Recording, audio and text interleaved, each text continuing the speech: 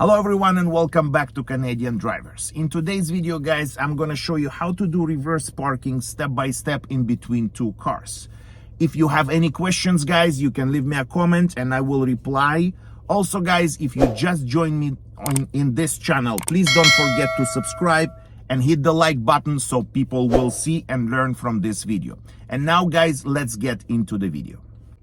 So here, guys, I'm gonna park in between these two cars. So I'm gonna show you step by step how to do that. So now, of course, what you need to do first is to put the signal to make sure that whoever behind you knows that you're planning to park the car. This is very important. And also, you always always look what's going on behind you. So here is the spot that we're going to park in between these two cars. So the signal is on. And the next thing that I need to do is to align up properly. And how do I line up properly? So now, if my spot is in between, so this is going to be my spot. I'm counting 1, 2, and 3. So all together, I take 3 spots. Now, the most important thing is how to align up properly. And when is the right time to stop when you do the alignment. Now, so I count my spot as number 1, the red car is number 2, and this is the line that I need to line up my knob.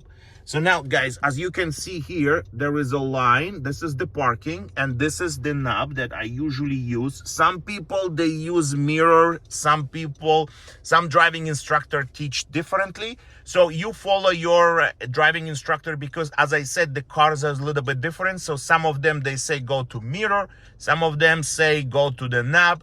I usually line up the knob, so it's much easier to see. And as you can see, guys, it's clearly that I line up properly the knob with the line of the third spot. Next, I need to put the car in the reverse. This is very important. This is number 1 that you always do. You don't keep the on drive. You always keep you have to shift the reverse, right? You have to put the car in the reverse. Then I turn the wheel. How much I turn in my car? 1 turn. Why I do only 1? Because if I turn a little bit more, just like this, the wheel is locking, so it's like a full turn. That's why I usually do 1 time, and that's in my car, it locks. When you're gonna use different car, let's say you're driving Toyota, just make sure that when you're turning, if it locks, that's the same thing what I'm doing in my car. So now, what if the car is ready? The car is ready. So the next step, what I need to do to make sure that there is nobody around me, right? And I'm looking on the side mirrors and I look on my rear view mirror. And if you like, you can also move your head to see what's going on behind. The next step, after everything is checked and safe, I release the brake. I don't need to touch the gas. As soon as you're touching the gas, the car will go faster and you will lose control. Now, where I'm looking when I'm reversing, I don't know if you have that, or if you don't, you can use the small mirrors. It's very easy to buy them in Canadian Tire, and you can, it's just you glue them, and it's helping not just my students overall. Also, it's like a blind spot mirror, so it's very good to see what's going on around you. So I recommend, if you would like to buy and just put in the side mirror, it's very comfortable and easy to see the lines. Now I continue to move. So watch this side. I go slow. You see how close I am to the car, but if I look at the small mirror, there is lots of room. And I look on this side, all good. I continue. When I am moving inside, as you can see, we're looking on both sides. So here is the line. See, it's easier to see in the small mirror, guys, but I cannot see in actual mirror. But the small mirror shows me clearly that I'm going and I'm doing correctly and I'm moving in. The same thing on this side. In the small mirror, I can see the line, but on the big mirror, I can't. So there is 2 options. When you do reverse, you can adjust it. and just lower it so you can see better. So all good on both sides. I continue.